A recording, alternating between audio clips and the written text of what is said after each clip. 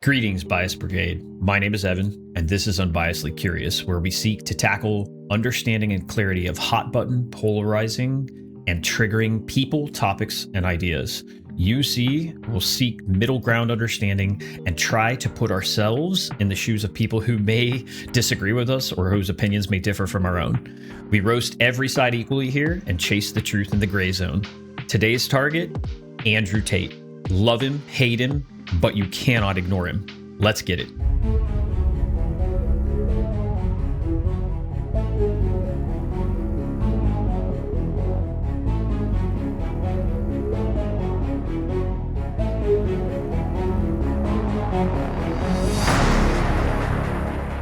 Andrew Tate is one of the most controversial faces of the modern era. He has amassed a fortune and following that contests some of the world's richest and most powerful. For better or for worse, he is constantly in the media spotlight. He says what he wants, when he wants to, with seemingly little to no long-term negative consequences. Now, more than ever, the very concept that protects Andrew Tate's ability to build his brand, free speech, is fully under attack. He has been banned from almost every major social media platform in existence. He's been accused of heinous crimes across the entire globe, had his reputation, his brand, his freedom all threatened. He and his crew have been detained abroad multiple times and are facing some serious charges in prison time. So, is Tate truly the homophobic, sexist, violent embodiment of misogynistic evil that threatens the future of equality? Or is he another infamous, misrepresented product of the manipulated media narrative? Today, we explore a cognitive, open-minded look at who Tate really is and what he stands for. Let's zoom out and meet the man behind the headlines.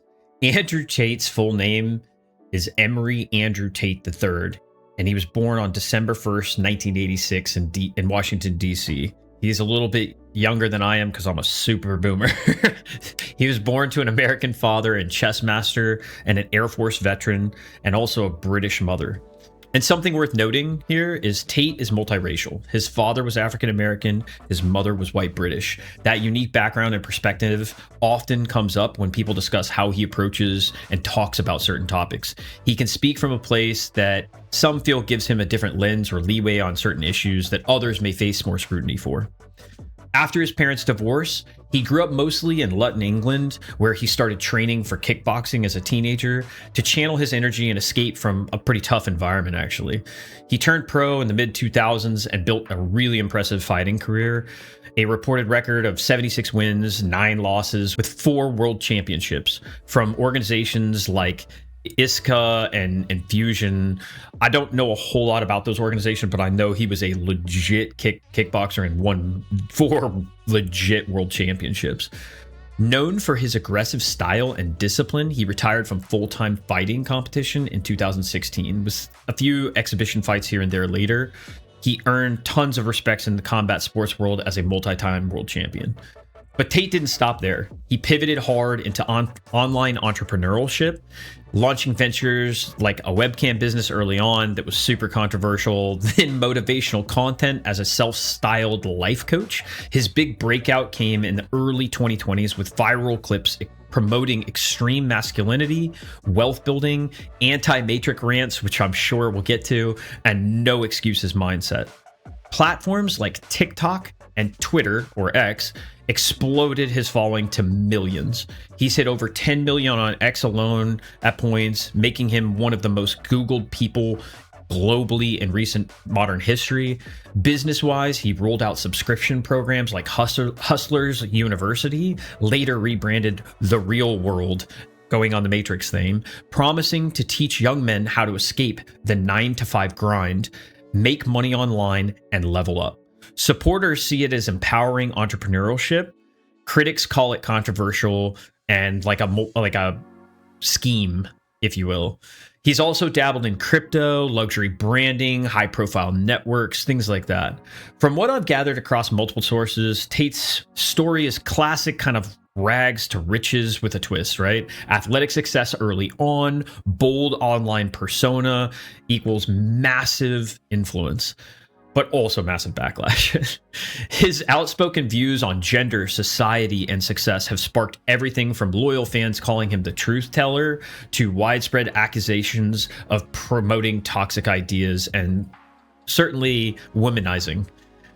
And there's where the controversies we teased earlier come crashing in. Bans, allegations, legal battles across Romania, where he lived for quite some time, still does, I believe. Then the UK and the US are also still chasing him for some pretty rough accusations and crimes. They're still unfolding in 2026, and he has some upcoming trials, which is why he's going to be all over the news for quite some time here. He denies all criminal wrongdoing, framing much of it as a coordinated attack on free speech. So who is Andrew Tate really? A self-made fighter who inspires millions to hustle harder, or a polarizing figure whose words and actions cross dangerous lines? Stick around. We're going to dive deep. I'll give you my opinions along the way. Agree or disagree, maybe we can seek some understanding. Without further ado, let's dive into some of the disclosures I have going into this topic. Full disclosure, I absolutely admire Andrew Tate's hustle. I've played and coached highly competitive soccer most of my life, led global teams at work of hundreds worldwide, actually, in my career. And I can tell you, success has quite a few variables. But as I've told every single player, employee, team under me in my career, in my life, if you want anything in this life that you don't currently have, pay, a car, a house, a raise, a partner, anything that you don't currently have, be willing to do things that others are not willing to do. Tate truly has that drive and hustle. Love him or hate him, you have to admit this guy works really, really hard. He's got multiple businesses. He works 24/7. He's turned the things he loves into work, and he hustles all the time. Another thing here, personal context, I have 3 young boys, and I think there's a challenge in the globe today, a challenge to sexuality and gender and masculinity and femininity. I'm not ready to dive into that topic in UC, but probably will at some point coming up. I just think there's a lot of tension in culture around what masculinity in particular is. I don't think that young men have a hero to the very many villains that come across to them on social media and YouTube and everything else today. People challenging what masculinity means and what a young man should be. They don't really have somebody stepping up and really talking about masculinity in the traditional sense. I'm not saying I agree or disagree with that thing necessarily. I'm just saying young men who are masculine, who want to be a masculine figure, they don't really have somebody sitting around saying all the time, it's okay to be yourself. They have a lot of people scrutinizing that it's not okay to be yourself in a masculine way. It would be toxic masculinity, if you will. And Tate really does offer that. The thing about his hustle is not only does he hustle and work, but he really does say what he means and what he wants to when he wants to. And some of that unfiltered masculine talk is why young men listen to him. That's recognized as well. The question for me really with Tate is he that hero with my boys, or is he sending them a message that I don't really want them to have? And the truth for me is, I don't think boys should be influenced that much by social media. My kids aren't allowed on social media, and they're plenty old. I think their father should be that idea, that gives them, masculine thoughts and what a man should be, what a father should be, what a young man should be. But I do appreciate that not everyone has that opportunity with their dad that, our family has. So, does Tate facilitate good advice? I don't know. Some of me says yes, some of me says no. Another disclosure, I enjoy topics that are truly divisive, and Andrew Tate is a topic that's truly divisive, but also the things that he says are pretty divisive. It's not that I agree or disagree sometimes with either side, but I really like the back and forth of debate. I don't think that everyone needs to agree all the time. Andrew Tate definitely facilitates a way to push back on people, and I think it's funny when people get overly triggered by something that's not really affecting their day-to-day life. So that's not necessarily a good thing, but it's just full disclosure. I think those topics are interesting, and because that interest lies there for me, I am interested in this topic in a more positive way, and Andrew Tate facilitates that for sure. That's probably where the positives for me with Tate end. I'm married with kids, and my wife is an equal. Some of the womanizing things that Tate has said is not cool to me. If you dive pretty deep in some of the things he says, I'm sure there's even more womanizing type statements. He likes to say out loud that women are property. He likes to say that they should do whatever a man wants. Some of that's just him marketing his brand of masculinity, and some of that I think he actually believes. I don't know which is which, but I don't like that kind of thought process. I treat my wife as an equal. When I'm not at 100%, she definitely picks up the slack, and vice versa. That's how a partnership works.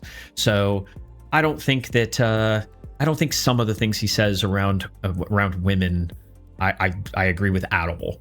I also understand that some of the things that he says that are triggering, he's doing just for marketing purposes, and he's trying to trigger people. That's not the stuff that I like. I think it's funny when people get triggered when it's not that big of a deal, but I don't like that certain people just try to piss people off to piss them off. That's not my favorite thing. And Tate definitely does that. He definitely, he brings TNT to like a gunfight every single time. If you have an argument, he is the catalyst to that argument being almost violent. And I understand that. I don't believe, full disclosure, in hate speech. I don't believe in any of that. I believe in free speech. I do. I'm not going to say I'm an absolutist, but certainly I think that free speech laws, as they're written in the United States, are already the way they should be. I don't think calls to action should be protected under free speech. And if Tate or anyone else, I don't know, is having calls to action against people or violence, I'm against that. But I don't think that just because you don't like what someone says, they shouldn't be allowed to say it. And that's where I draw the line. So we can kind of move on and kind of dive into the video, and hopefully some of my preconceived notions and biases are taken into account here, and some of them can, change maybe as we go through this video. Let's dive straight into the breakdown. Let's look at some videos and let's dive into Tate. Do you think women are the property of men? No. The point I was making... Why have you said they are? Because I made a religious point. I said that when a man marries a woman, the woman's father walks her down the aisle, and hands her away to the man. Traditionally, this is what it says in the Bible. I'm a religious person. I believe in God. I live in the most religious country in the world. So you do think that the woman becomes the men? I think she takes his last name. I mean, let's watch the clip that you said about this so that we can get it in context. So I think my sister is her husband's property, yes. When a bride is walking down the aisle to marry the groom, the father walks next to her and gives her away. True or false? Absolutely. But I've been married twice, as it turns out, and on both occasions, I didn't believe that the woman was being handed to me as chattel, as property. Perhaps the way the reason I'm asked that question repeatedly, and I'm asked in a loaded way. So would you rephrase what you said there? Now, that's an interesting point about phrasing. The way I would say things before I was famous, I have to take personal responsibility and accept that if I make a video that 500 people see and 1% of them misunderstand it, that's not a problem. If I make a video that 5 million people see and 1% of them understand. So specifically on... I don't like that Piers Morgan cut him off there. I think the point Andrew was trying to finish that he got cut off for was that when he wasn't famous and he was making a really, really edgy point, even if that point maybe a lot of people agreed with, maybe 1% of 5,000 people disagreed with that opinion, right? So 1% of 5,000 is 50 people. But if then he makes the same point, but that point's already out there and he's got way more fans, and there's 5 million people watching it, 1% of 5 million is a lot more people, right? So there's a ton of people who are going to be you know, 50,000 people reacting to his opinion that's not good. I understand Andrew Tate's perspective. He talks a lot about like the words he uses, and he is very careful with the diction. He's definitely trying to get a reaction by saying these things. Let's keep going. On that point, I think my sister is her husband's property. She took his last name. She married him. She wanted to join his family. She has said it herself. Right. So she's still a sovereign individual. That part is the part I don't agree with. My wife's not my property. I think my wife can be loyal to me or not be loyal to me. That's her choice. If she's not loyal to me, just like everything else in this world, there are consequences, right? And vice versa. If I'm not loyal to her, there's consequences for me. It's going to ruin my lives and definitely affect our kids' lives, right? So I don't think that we're each other's property. It's a partnership. This is the part that Andrew Tate really loses me on. Individual. She's absolutely not. But property means that the husband owns your sister. Listen, my friend, if we want to argue about this, you need to go back to the Bible, to the Quran. You need to argue with religious. No, I'm not talking about anything in the Bible or Quran. But that's what it says. No, I'm asking you.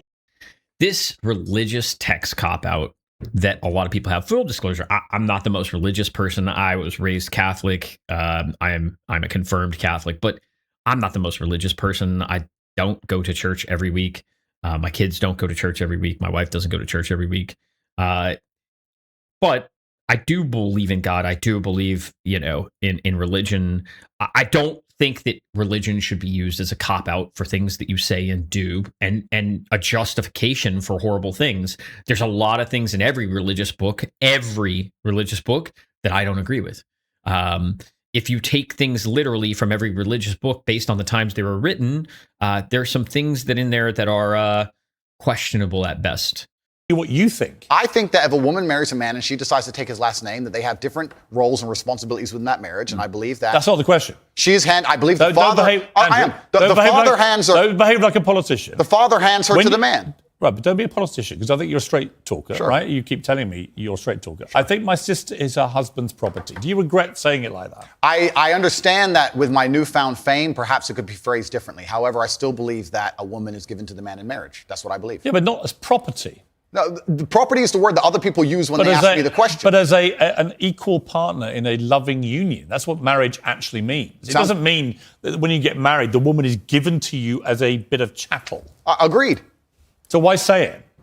But that's the way that people ask me the question. People say to me, they ask the question. Hang on. You can't blame people for asking you questions. Surely, if you want to be accountable for what you've said, you've got to own your responses, not blame the question. I own the response. Like me asking you a question now and you say something and then say, well, actually, I blame you for asking. I understand, Piers. Piers, I understand. I believe the woman is given to the man. I believe she's given away by the father. I believe she belongs to the man. So fundamentally, you do believe that a woman becomes a man's property at marriage. I believe she belongs to the man in marriage, correct. Right. This is a tough one. I have a pretty traditional marriage, actually. In all senses. My wife is a stay-at-home mom. I think her job is harder than mine times 1,000. I would rather have 2 or 3 of my jobs for sure than do her one job. Everything revolves around her. We have a pretty traditional marriage. By no stretch of the imagination do I see her as my property or a lesser than I am. I do understand his point that religiously the father gives her away. Certainly my wife's father gave her to me at our wedding, but I think that's more symbolic than she becomes mine. I mean, I certainly became hers as well. So I get what Tate is saying. The way he's saying it is purposefully trying to cause controversy here. I like that Pierce is pushing back and trying to get a response, but at the same time, we're literally just debating the words at this point that he's using. I think we can move on. I always park in disabled bays. I'm not a bad person, but I'm a quick person. Most people are slow and stupid. I'm fast. There was no hurt people in wheelchairs trying to use this space in those 45 seconds.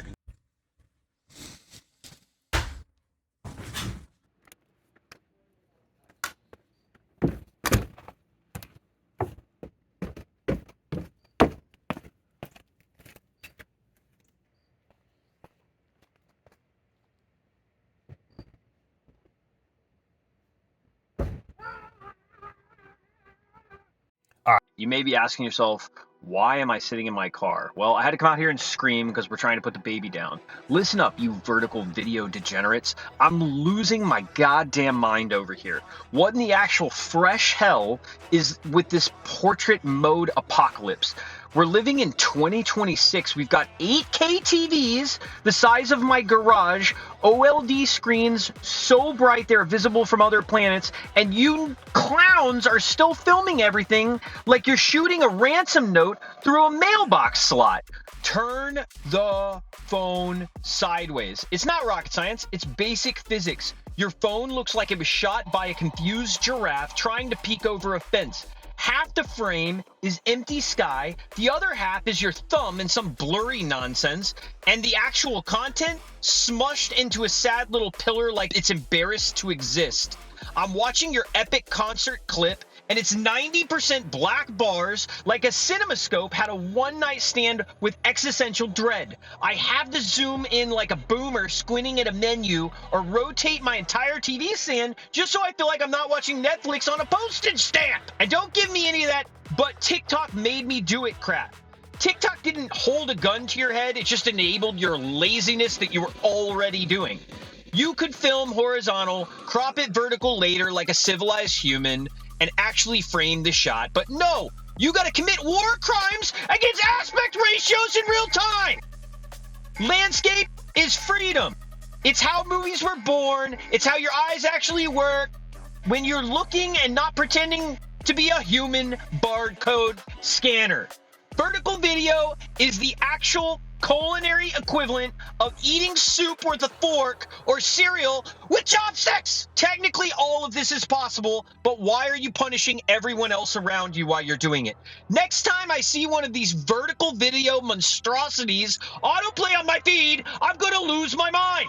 I'm going to start a support group, Vertical Video Victims Anonymous. First step, admit your content looks like it was filmed inside of a Pringles can. I'm already on edge, but let me tell you about the other day when I hit absolute rock bottom with vertical video crap. True story, I swear to God.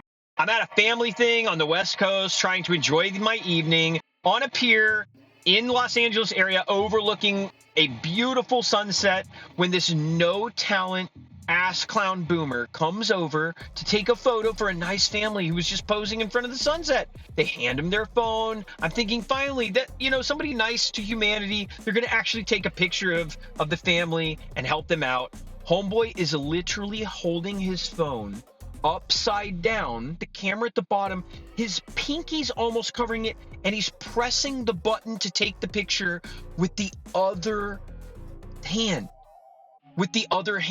I'm not joking you. Not only did he have vertical video, he had the camera at the bottom like some kind of Neanderthal. I've never seen anything like it in my entire life. I can't believe he even framed the family in the shot. How can you manipulate a camera at the bottom of the phone? Why wouldn't you just hold it like a normal human being? Are you that big of an ape that you've never seen a phone and taken a picture with the actual camera at the top like a normal human being? I'm sure they posted this masterpiece in Facebook or some sort of social media platform, and I'm sure that they were totally out of frame and vertical. And if they ever wanted to look at this shot on a TV or something where you can actually consume the content, the family wouldn't even be in the photograph. And that's the vertical video generation in a nutshell. Phones were literally designed to rotate. They have gyroscopes and accelerometers. The whole works. At least shoot it the right way up. Your content doesn't deserve to look like it was shot doing a somersault contest. Rant over. Now go forth and rotate your damn phones. Someone someday may want to actually consume some part of your content on something other than a 4-inch screen on your phone, and short of everyone on the planet having to mount their TVs sideways, no one will ever be able to see your video on anything bigger than that device. Or don't. More black bars for me to scream at and material for my therapy sessions. This one's all about this TikTok, star, Andrew Tate, and how TikTok supposedly bombards young men with misogynistic videos. It's interesting. Algorithms are interesting. They don't have emotions, feelings, or anything like that. So they try to drive through machine learning and AI some kind of conceptual filters, but at the end of the day, if you watch a whole lot of one kind of video, the whole point of an algorithm is to drive more content and more viewership. So they're going to present you with more videos like that. So for instance, it doesn't matter what you look up. The idea behind the algorithm is if you look up something that is really hateful or violent or criminal, and I'm not saying that he is, I'm just saying in general, if you look at that stuff, guess what? It's going to feed you more videos like that. So if they are in fact very misogynistic or edgy, it's going to give you more of those videos. Just like anything else, its job is to get you to stay on that video or have more videos on it on that site. So Andrew Tate says women belong in the home, can't drive, and are a man's property. He also says that women who are abused in that way, we're not going to say that word for YouTube, must bear, quote, bear responsibility for their attacks, because, I just, this whole concept that a victim had it coming because they did something is absurd. It's like saying that, someone deserves to be hurt in some way because of something they did. That's just not true. They're not putting themselves in situations, these women, where they should be taken advantage of in some way. Men are doing that. So that part, I understand that it really triggers certain people. Tate's views have been described as extreme misogyny by domestic abuse charities capable of radicalizing men and boys to commit harm online. But the 35-year-old is not a fringe personality lurking in obscure corners of the dark web. Instead, he's one of the most famous figures on TikTok, where videos of him have been watched by 11.6 billion times. Look, at the end of the day, what they're saying is he has this certain allure and this certain following, and to say these things that are hurtful towards women has consequences. And I don't completely disagree. If Tate were just sitting around saying something non-controversial, no one would know who he was. And that's the truth. Some of this is marketing. Some of this is edgy to be edgy. Some of this is, as the last video with Piers Morgan, him using certain diction and choosing those words really wisely, choosing those words on purpose so that he can have that out. He wants the marketing, but as we will very much learn through the consequences that he's now facing, everything you do has consequences, both good and bad. This is something I teach my kids all the time and repeat like a broken record. My wife repeats like a broken record.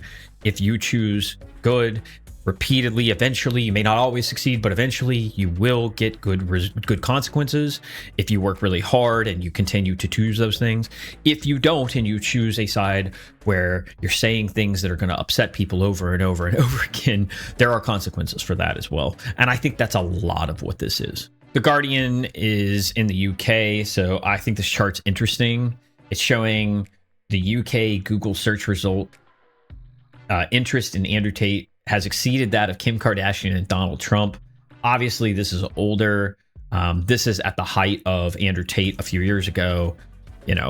September 21st, rising, and you can see Kim Kardashian is this top line. Then you can see Donald Trump, which certainly has probably far surpassed, Kim Kardashian now. But then you've got Andrew Tate. Look at this rise right here. If this were a stock chart, I'd be buying this right in here all day long if I could. I mean, his fame, his fortune has absolutely gone through the roof during this time. And the problem with that is when he says really bad things, or to his point with Piers Morgan, he has said things really bad in the past. They're now hitting a much bigger global audience. And being careful with your words, especially when you are seen as that hero, when you are seen as that, person that young men want to follow.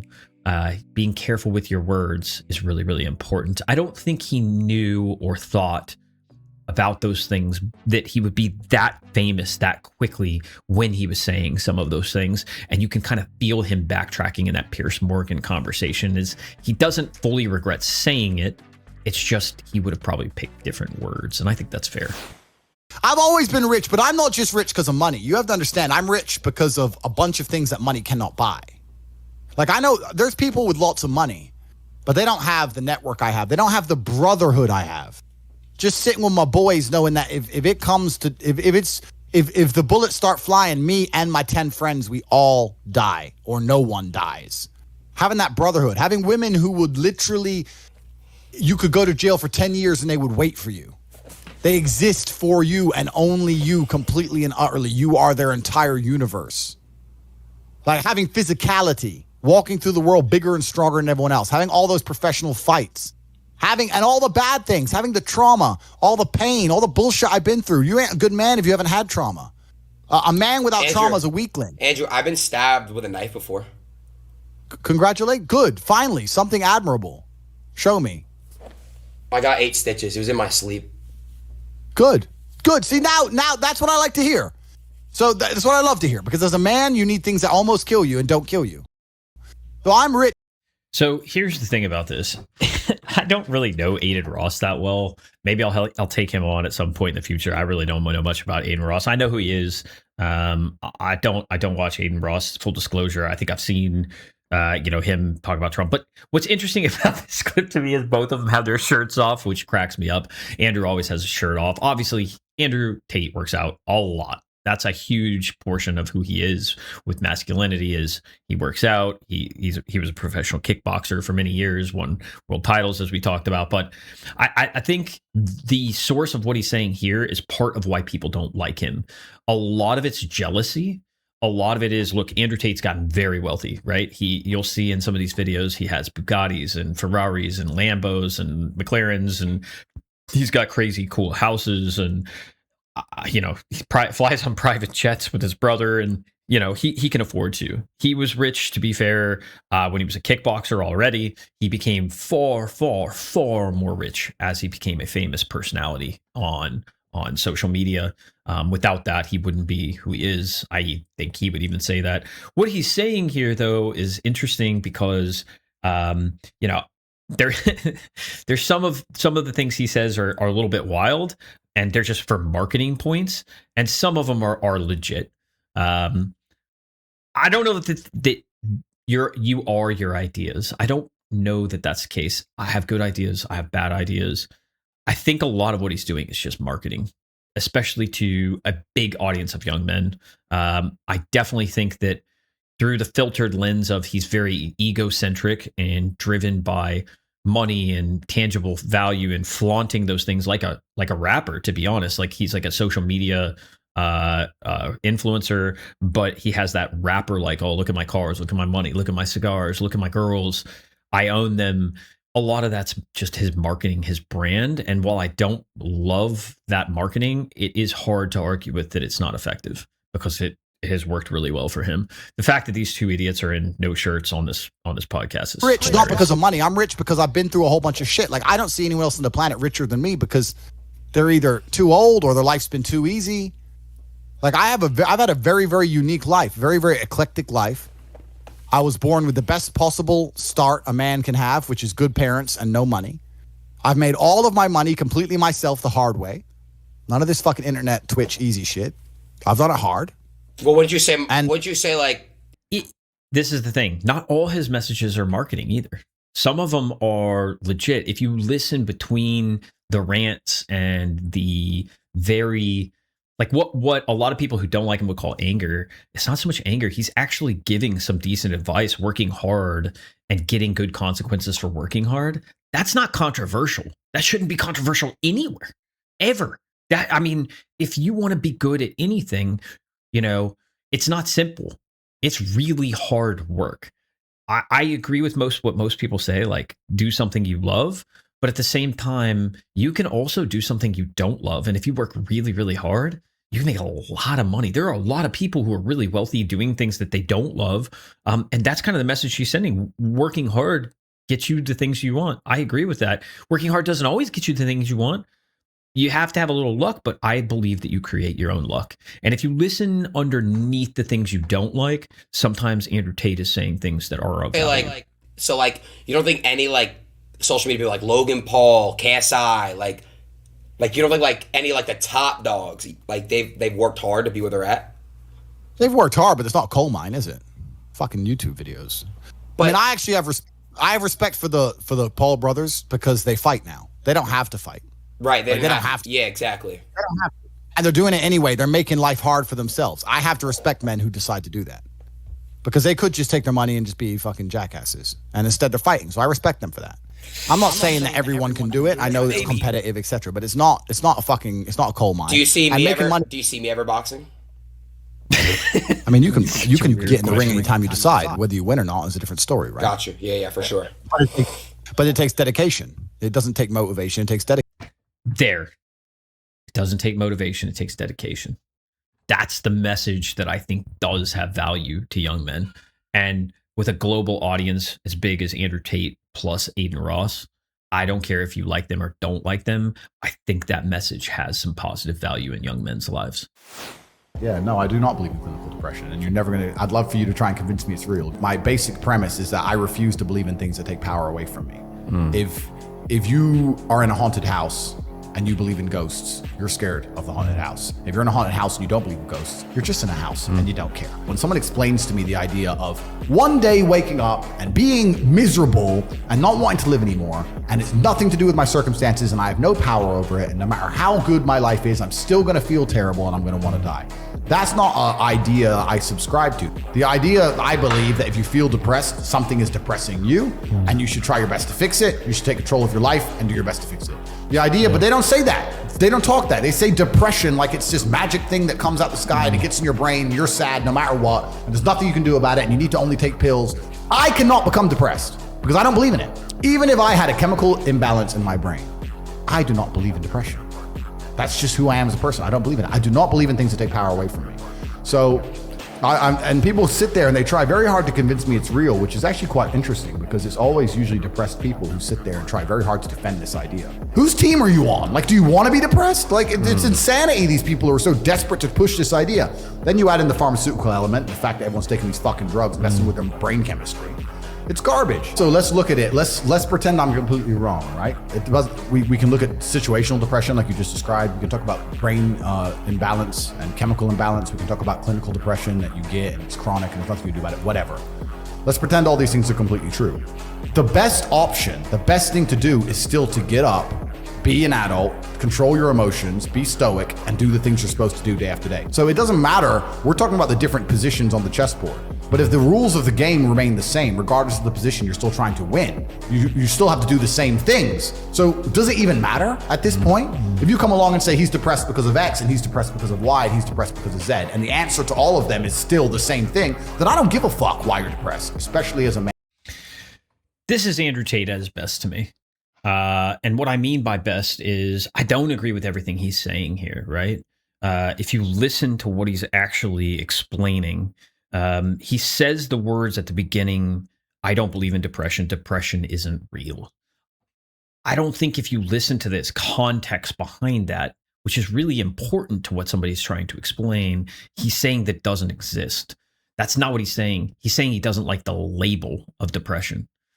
I think that depression is absolutely real. I think depression affects people in different ways. I think that there are certain people who are chemically in a place in their brain where maybe they need depression meds and that helps them. Everybody's a little bit different. But I also agree with Andrew Tate that like you need to take control of your own life. I've definitely had, depression in my life. I've definitely been down. What the difference between somebody who's successful and somebody who's not is not listening to that depression long term. To his point, he is making a good point, and it's not just for young men, it's also for young women, is like take control of your life. Let's go to the root cause. Now, if the root cause is not being understood by you just by kind of diving in, maybe you do need a little help. There are mental psychiatrists, psychologists who can help you, mental health care professionals who certainly I'm not, and Andrew Tate is not, who may help you, with labels such as depression. Now, with those labels, you can use kind of a systematic approach of looking at what the causes are and work through that I'm with those people. Maybe there are certain medications that you need to take if you're just so far past being able to overcome that on your own that would really help you.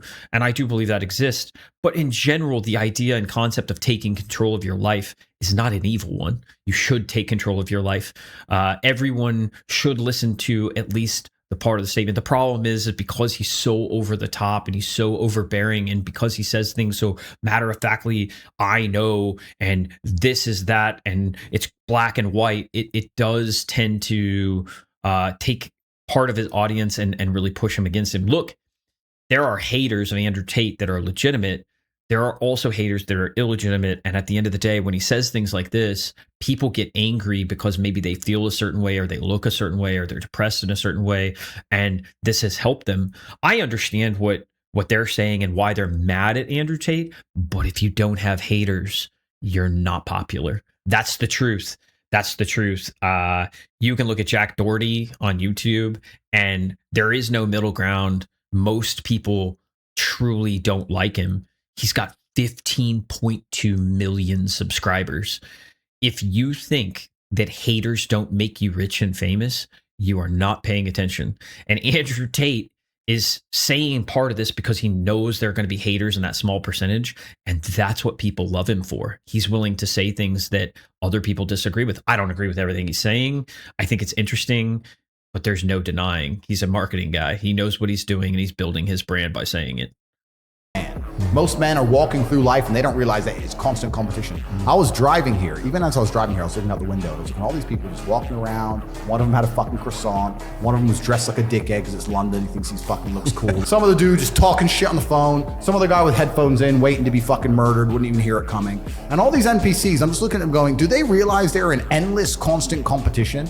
Every single pound they want, someone else wants. Every single girl they want, someone else wants. There are people like me out here. I will destroy, you could get all 30 of them in a room, and I will sit by myself and absolutely annihilate them in any single metric. And they're just sitting there just fucking floundering and wandering through life, unaware of how competitive the world is. And this is my point. If the world is competitive, it is. Look, I know why people don't like this whole sentiment. It's an ego-driven monologue based in misogynistic, quote, hateful thoughts. Okay, it's very divisive and it's very over the top in the language he's using. He's doing that on purpose so that he gets attention. It's marketing. It's actually really smart. If you break it down, whether you disagree with it or not, he's just building a brand. That's what he's doing here. He's not completely wrong. Competition drives success. It drives a better product. It in every aspect of life. It's hard to argue with. You may not like to hear it, but if you want to succeed where others are failing, you have to out hustle them. You have to outwork them. That's the truth. Part of this is true. You can hate it all you want, but part of this is true. Full disclosure, I've seen some highlights and reels of this video. I have not seen the whole thing, but we'll dive in here. I always park in disabled bays. I'm not a bad person, but I'm a quick person. Most people are slow and stupid. I'm fast. There was no people in wheelchairs trying to use this space in those 45 seconds it took me to buy this. So no one loses. But last time I took one of these spaces, someone goes, "Excuse me, are you disabled?" And I replied, "I'm excellent." Oh my God. And their face was like, this is the kind of divisive stuff that's super edgy that really ticks people off about Andrew Tate. At the end of the day, like, parking in a disabled space, I don't agree with, even if it's for 45 seconds. And the juxtaposition here for me that isn't lost on me is like, look, Andrew Tate's saying all the time, like, people should work out. They should go to the gym every day. You shouldn't choose to be fat. These are some of the things he's saying in a much more edgy way. And then he's parking in a handicap space by the front door instead of walking across the parking lot in his McLaren.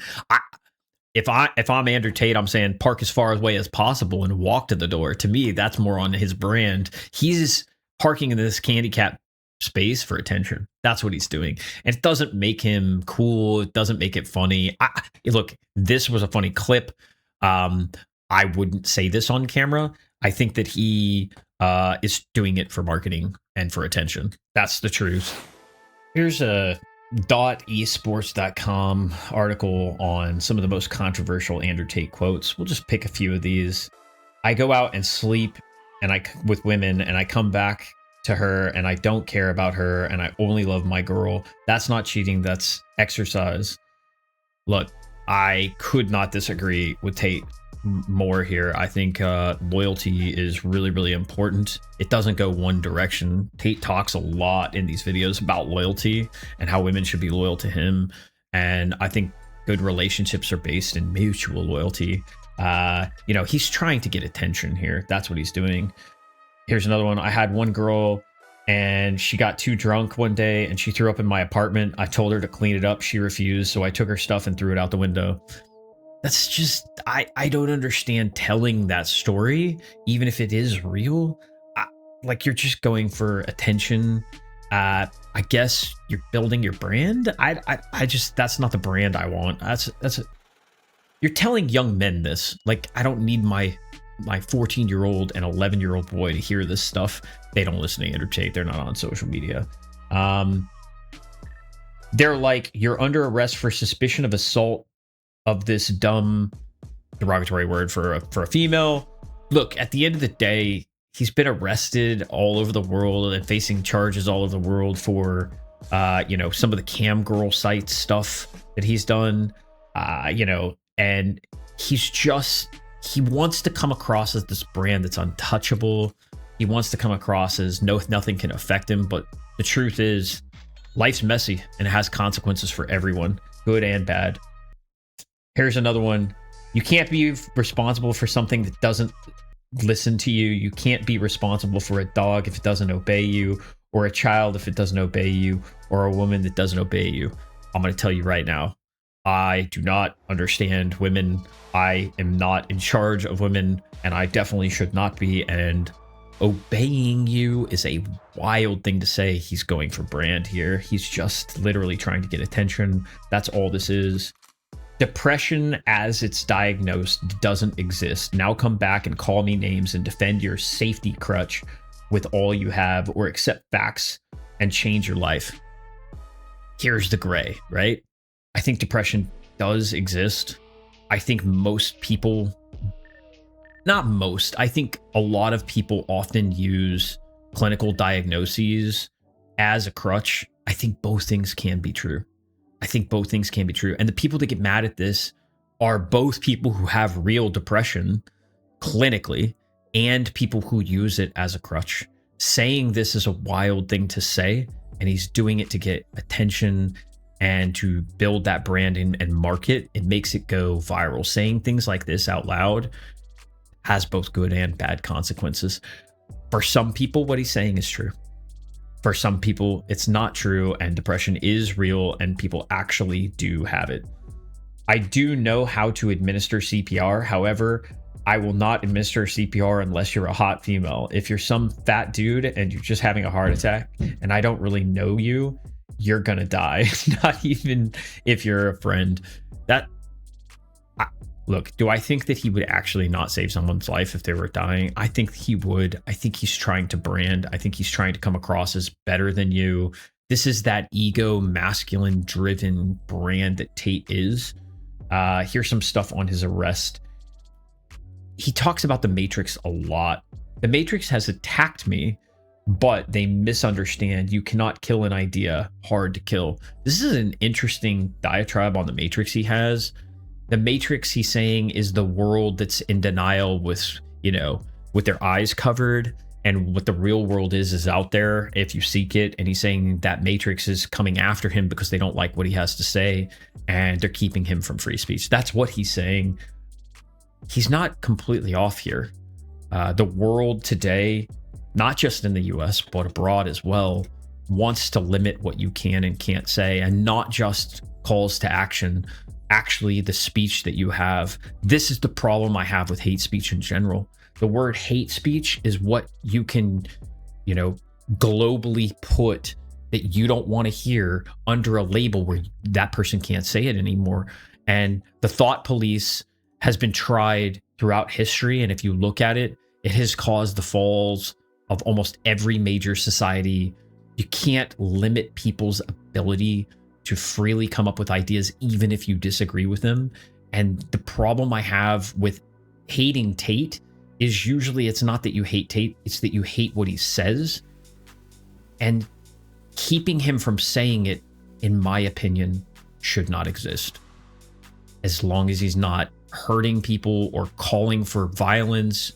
It's the difference between saying, hey, I don't like this thing, or it's the difference between saying something very controversial and an idea that's just a thought, and saying that you should hurt or be violent towards people who don't like that idea. I don't think he's saying that if you don't agree with him, that there should be people who should be violent to you. And for that reason, I think Tate should be allowed to say these things, even if you disagree with the things that he says.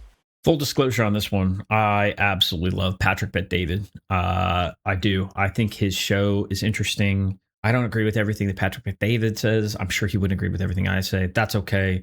But I do really like Patrick Bet-David. I have not watched this episode with Tate, so. I want to put Patrick on the spot because I don't want to go to jail by myself. Let's do it. Andrew, we pull some good we pranks. don't hang out enough. We don't hang out enough. Taking him with you. We don't hang out enough. Andrew, I already have the sign just in case. Just in case. I already started it. We don't hang out enough. So let's. You may go, but we're keeping him. All right. Well, we're all smart men here, right? So let's. Well, three of us. Okay. Well, we're all smart men. Sorry, right? Adam.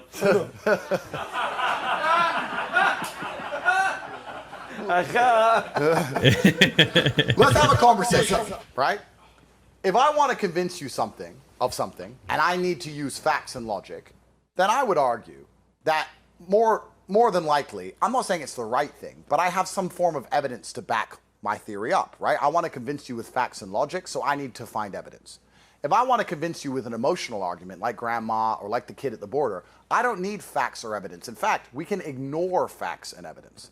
So the logical conclusion to that is that emotional arguments are likely being used to push bad ideas because they have no evidence and no factual basis. Mm-hmm. And the other side, the logical, rational arguments, have some degree of factual basis, so those are likely the good ones. Couldn't agree with that more. So the emotional arguments are the bad ones, and the logical arguments are the good ones. Meaning that the emotional arguments that we're pushing towards feminists who now run their households and all these empowered women are the negative ones. Mm-hmm. And the ones that men believe, which are based on reasoning and facts and logic, are the good ones. So we're going to do a thought experiment. Let's talk about the emotional arguments, and let's talk about the things that are currently destroying America. And I'm going to ask you a simple yes or no answer, or the simple one of two options. Who supports these ideas more? By and large, generally, women or men. Who supports abortion more, women or men? Women. Who supports open borders? Women. Who supports socialism?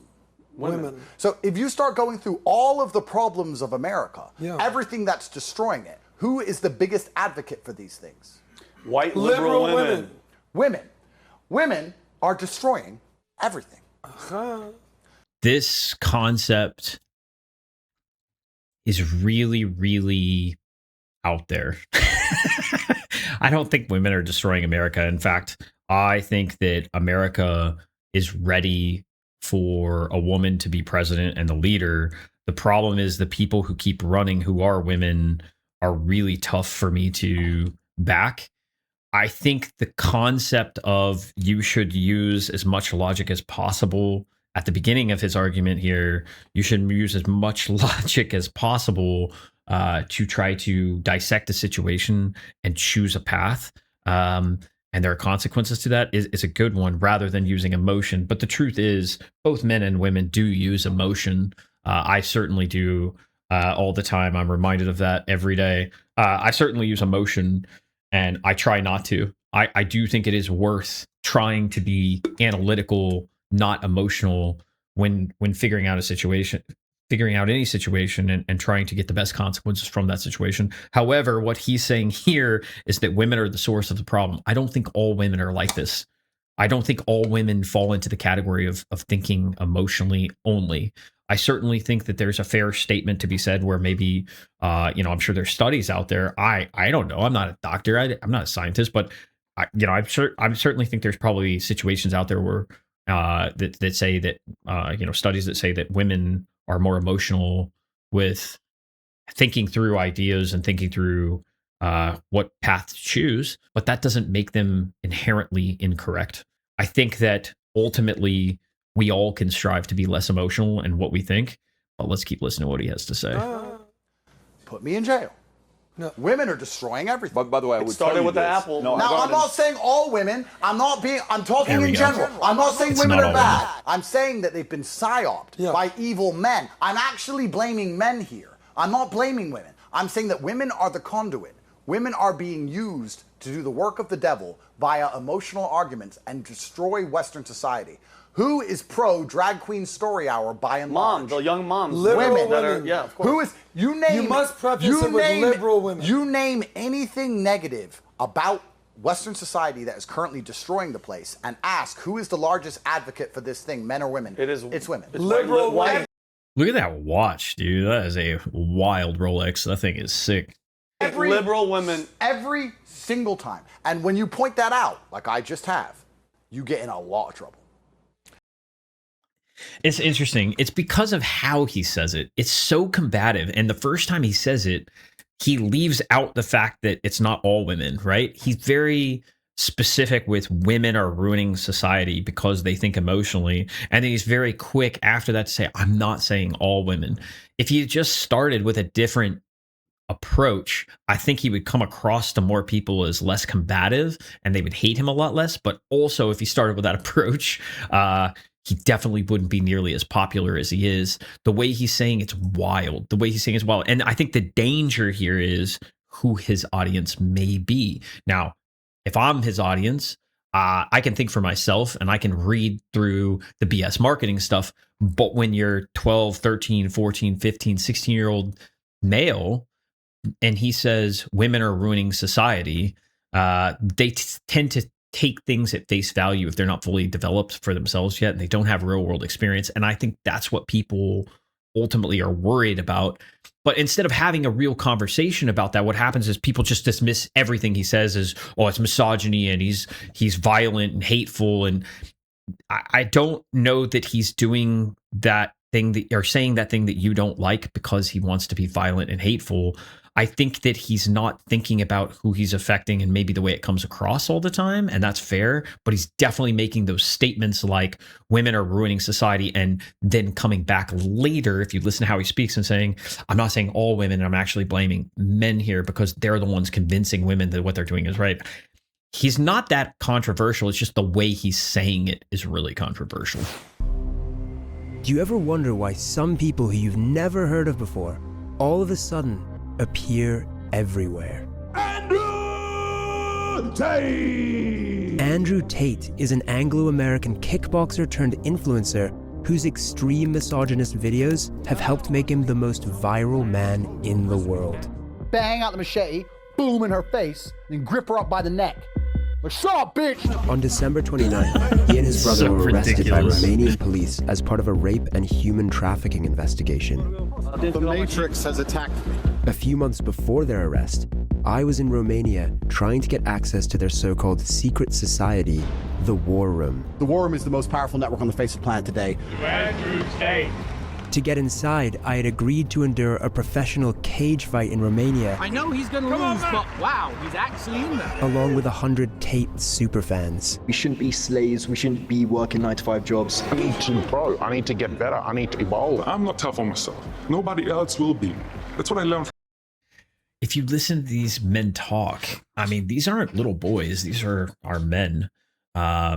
The dangers are removed to me when they're older men and they receive some of his messaging because they can discern some of the things he's saying. I think the dangers in the younger men receiving it, can be devastating. There's real consequences. This is why my boys are not allowed on social media. This is why, because I can't filter stuff like this out. I can't sit there with them all day and help them understand from a adult perspective what he's actually saying and what he's not saying, like women are causing the fall of society. But if you listen to these men and what they're saying, they're taking responsibility for their lives. They're saying we shouldn't be working a 9-to-5 job. We shouldn't be a slave. We should take control of the things that we can control and work for ourselves. That's what I've learned from Andrew Tate. Those lessons are good lessons. From Andrew Tate. This chain hold on to it. What I found out My plan was to sow anarchy.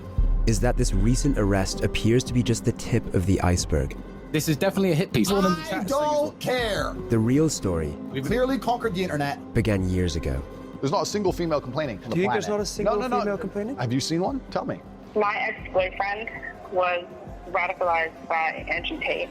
He was sweet and I guess vulnerable to being brainwashed by Andrew Tate and his cult. And that's the thing. If a man or a young boy is vulnerable, they can definitely take what Andrew's saying at the beginning as face value. Women should take responsibility for, horrible abuse because they're the ones that brought it on. Women are causing the fall of society. Like these things, like by themselves, without the context and without the understanding that somebody who's not vulnerable and who is not, too young, if you listen to the full context, aren't horrible because he what he's saying isn't completely false, but he's making a statement for marketing really early on for his brand, and it's super controversial on purpose. And then he's backing out of that statement and then saying, "But look, I'm saying not all women." And the problem is for a young man or for a vulnerable man, they can take it at face value and say all women, and that's the danger. I need constant chaos in my life to feel content. Fucking a bunch of hoes and champagne and going crazy. This is Andrew Tate, a controversial internet celebrity dubbed the king of toxic masculinity by his followers and the scariest man on the internet by his critics. By masculine standards, the majority of beautiful women are losers. Now, he's being detained in Romania, charged with human trafficking and forming an organized crime group. But who is Andrew Tate? It's a great cut. There's a large contingent of men out there who don't want to wear makeup, who don't want to be girls, who want to have money, who want to have hot chicks, and there's nothing wrong with us. Born in the US, but raised mostly in England, Tate started as a professional kickboxer, winning several world titles. Most dudes to look like me have to give up their entire life to look like me. I can do it as a hobby on the side. He gained notoriety appearing on the UK edition of Big Brother in 2016, but was kicked off of the reality show after a video surfaced appearing to show him hitting a woman with a belt. Tate and the woman denied any abuse occurred and said the clips showed consensual sex. I remember this. This is where things got controversial for him early, right? He was always super aggressive, always super masculine. He was already fighting. He'd already won, I believe he'd already won world-renowned championship titles, right? So I remember this clip and I remember the denies, but both him and the girl denied this to the bitter end, and they were role playing was what they said. From there, past tweets in which Tate had used homophobic and racial slurs emerged. On social media, Tate became a vocal supporter of former President Donald Trump, even flying to the US to meet with his son, Donald Trump Jr. I like Trump. He's grabbing bitches by the pussy. I like that guy. He was spotted around Washington, D.C. with prominent conspiracy theorists and appeared on right-wing talk shows like Alex Jones's InfoWars. If you were to get 100 liberals and 100 conservatives and have a Royal Rumble, who are you betting on? And these liberals are just pushing their agenda of absolute degeneratism. He began styling himself as a self-help influencer for men, finding a home among the manosphere, an online anti-feminist movement. Women should clean up. Not only should women should clean up unprompted. Imagine this. You wake up in the morning and you're Tate. Bitch here, the bitch here. Move them hoes out of the way. He faced increasing backlash to his misogynistic comments and was banned from Twitter in 2017 for saying women bear some responsibility for being sexually assaulted. But the backlash didn't stop him from amassing a massive social media following on platforms like YouTube, Facebook, and TikTok, with a large share of his following coming from teens. You can't slander me, because I will state right now that I am absolutely sexist and I'm absolutely a misogynist. And I have money, and you can't take it away. At the same time, he was promoting an online marketing program, Hustlers University, for a monthly membership fee of $49. You're in the most fantastic place on the planet for making money, Hustlers University. Tate claimed the program would give members, quote, high-income skill development in fields like copywriting, crypto, and investing. You want to escape. That's why you joined. You don't want to be a loser anymore. Exist inside Hustlers University. Become Hustlers University. In August 2022, Tate's prolific online online presence brought renewed scrutiny, and he was banned from YouTube, Facebook, Instagram, and Twitter, with the social media companies citing violations of their hate speech policies. I don't feel very... This is what I mean by hate speech. So he was saying things that people didn't like. That, to me, isn't hate speech. You can disagree with whoever you want, unless they have calls to action against you in some way. In the United States, at least, their speech is protected by law.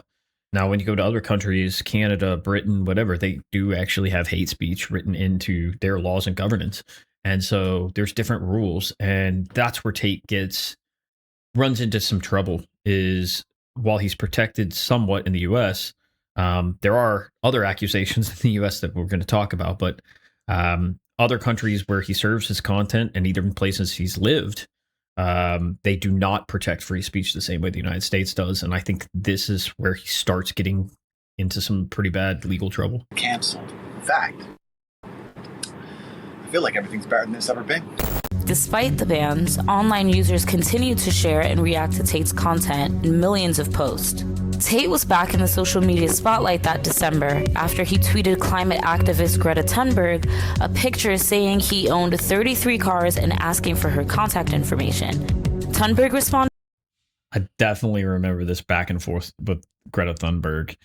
This was a big deal during this time. Greta Thunberg was in the news media every single day, and Tate, literally being the marketing mind he is, used her increased fame and basically the fact that she was one of the most Googled terms on the planet, and said, how can I respond to her in total defiance of what Greta Thunberg stands for, which is absolutely the environment.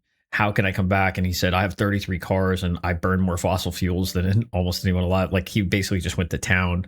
It was pretty interesting at the time, and it definitely got him on the radar of Thunberg. He knew what Tate knows that a lot of people seem to miss, is that haters are marketing too. So if you get enough hate, it's still publicity, and any publicity is good publicity. So getting a bunch of Thunberg followers to really hate him definitely put him on a lot of people's radar who wouldn't know who he was. Responded with a fake email address mocking him. Greta's email address is, I have small dick energy. This was her The response. next day, things came to a head for the king of toxic masculinity when he was arrested alongside his brother by Romanian authorities. The pair had been under investigation since April after the U.S. Embassy contacted Romanian authorities with information about a U.S. citizen being held against their will. Tate had moved to Romania from the UK in 2017, citing his belief that the Eastern European country was less likely to investigate sexual assault cases. People say, why do you live in Romania? And I explain my 5 reasons. One of them is the Me Too era. They go, oh, well, you're a rapist. I say, no, I'm not a fucking rapist. But I like the idea of being able to just say, to do what I want. I like being free. This really made a lot of people upset, this whole commentary about the Me Too movement. I remember the Me Too movement, and I think the reason that it really got a lot of people's attention is because at the same exact time Tate was like against and lashing out against the Me Too movement and talking bad about it, I think a lot of people, especially younger men, felt like everyone in the world was out to get them, like just trap them into a and look, I'm not against the Me Too movement at all. Like, I think that, we should listen to victims and we should explore it. I kind of have a thought process here that says, like, don't believe everyone every time, but like, if they're saying things, then at least investigate it. In the United States, and what I believe is, you're innocent until proven guilty, not the other way around. And so I think that's kind of what Tate said. He just said it louder with a much bigger audience, and in a way that really made certain people on the Me Too movement side really angry, which is saying things like it was women's fault. I don't believe that at all. And I do think that there was a lot of people in the Me Too movement who felt empowered to come out about the accusations they made, that they had sat on for a long time. And I think that's healthy, and I want to support that. But at the same time, I do think there were certain people and women that use that Me Too movement to accuse people because they had something to gain from that accusation, even though it wasn't true. And both things can be true at the same time. All right, guys, real quick before we shut this down and get into kind of the post investigation takeaways on Tate and where I kind of fell after really diving in here. First off, genuinely massive thank you if you made it this far in the video. I really appreciate the support.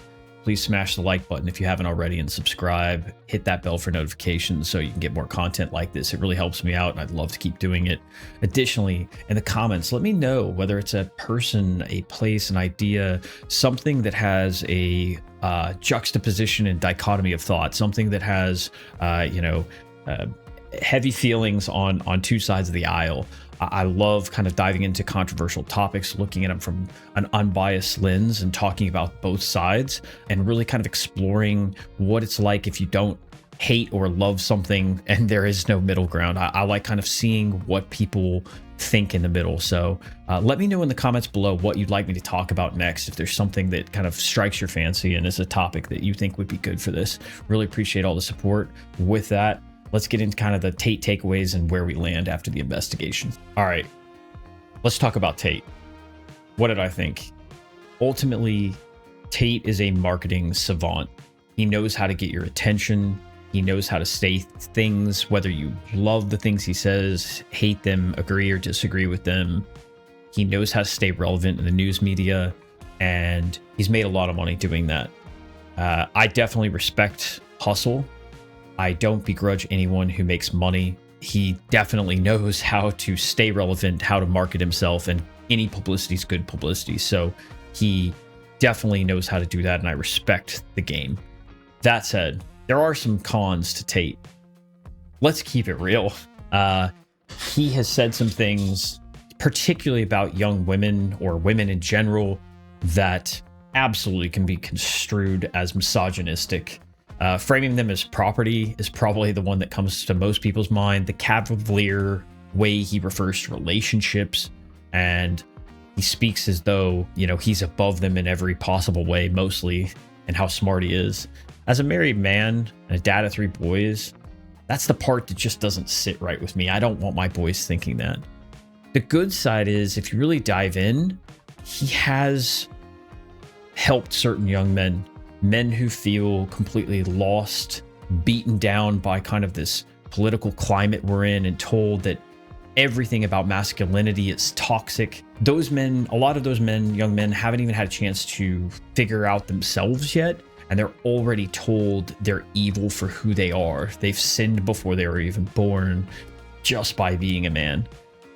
Tate does and has built tools that build confidence for certain young men who don't know how to talk to women, who don't know who they are. They don't know what love is yet. They've never been able to stand tall in their own skin even.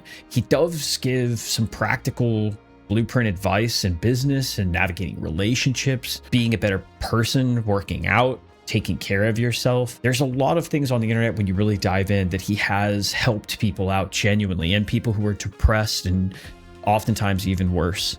Ultimately, a few things that are really important to note about my biases towards this, or unbiased look at this, is the lens that I'm looking through is, first, I truly believe in parental responsibility first. It's your responsibility as a parent to raise your own kids, and I don't want my kids necessarily watching Andrew Tate. It's not because I think Andrew Tate's a bad guy. Maybe my oldest, he's about to be 15. I wouldn't mind him watching Andrew Tate. He has a pretty good head on his shoulders, and he thinks for himself, and he likes to dive into controversial topics like I do, and he likes to talk about them openly. He would probably understand. The one that just turned 11, 12, he just turned 12. He probably wouldn't get it. He probably wouldn't care or be interested in it, but ultimately my kids aren't allowed on social media anyways. So I don't think it's good for them. I want them to go outside and play. I want them to be a good young man by learning sports, discipline, and they both play piano.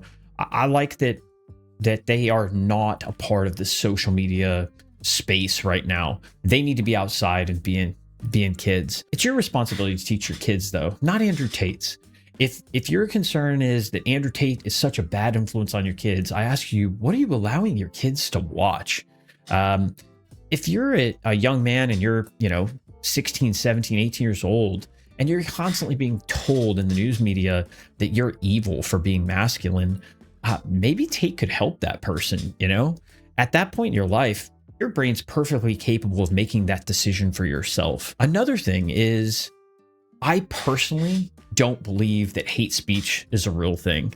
I believe in the First Amendment. I believe that it's written really well, actually. If you dive in, calls to violence are not protected under free speech. So if you tell somebody to do something, you say fire in an open theater and everyone runs out, that's not protected in the First Amendment. And hate speech is really, in my opinion, used as a crutch to silence ideas that people disagree with. That mindset to me is genuinely dangerous for society. I think that any idea, whether good or bad, has the right to be shared. And I absolutely believe that Tate has a platform under free speech here in the United States, at least.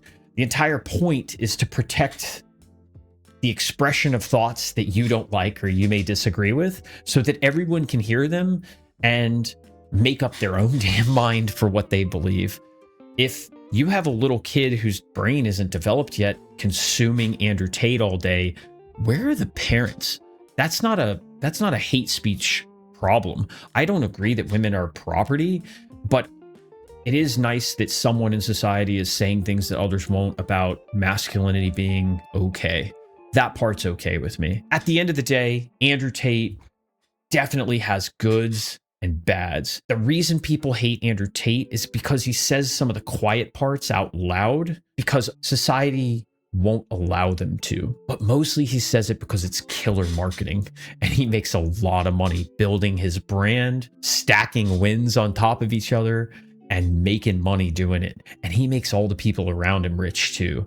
And if you don't like that, maybe the problem's you. You absolutely have the right to not consume his content, not support him, and not help him make him rich. You also have the right to talk bad against him, but if there are calls to action from him against certain groups or people, that's not protected.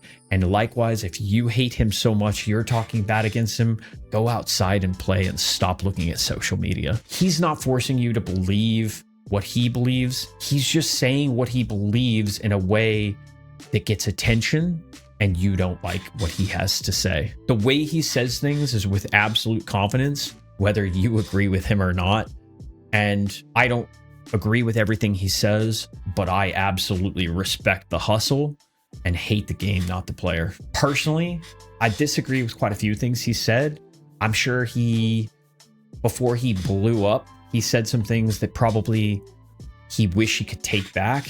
He'll never admit that because that's not his brand, and that is not going to help him make money, get more attention, and say more things that he actually wouldn't take back. It would dilute the very fiber of what he's saying, which is pure confidence. What changed for me here?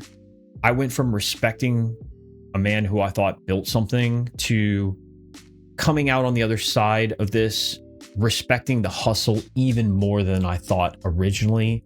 He built this from nothing in a very short time, and with all attention. I always tell my kids, if you're king, everybody else is gunning for the crown. And that's exactly ultimately what has happened here. But with clearer eyes after looking into it a little bit more, how strategic and how methodical and how disciplined and how brilliantly he marketed himself, you got to at least respect that, even if you disagree with every fiber of what he's saying and who he is. Ultimately, I really wonder, in all of these different cases, these legal cases, especially with the cam girls, especially with people who maybe were held against their will, I'm not sure what's real. He so adamantly defends that he is innocent here and he's got a kid now. I don't know about the legal case. I don't know enough to make comments on it. Clearly, when you are king, everyone's gunning for you at the top and gunning for that crown and that throne. So what changed for you after this? Maybe you know more about Tate than even I do. What has changed for you with Tate over the years? Do you think he's just marketing? Do you actually think he believes the things that he says? Obviously, some of it's marketing. And again, I'll bring back up, Does Andrew Tate really need to carry a sword? He's a 4-time world champion kickboxer. I'm pretty sure he can defend himself. That's not the point. His point is about freedom and marketing. So what changed for you after this? Maybe you know more about Andrew Tate than even I do. Let me know in the comments below. Until next time, stay curious, stay honest, stay open-minded, and I'll catch you on the next one. See ya.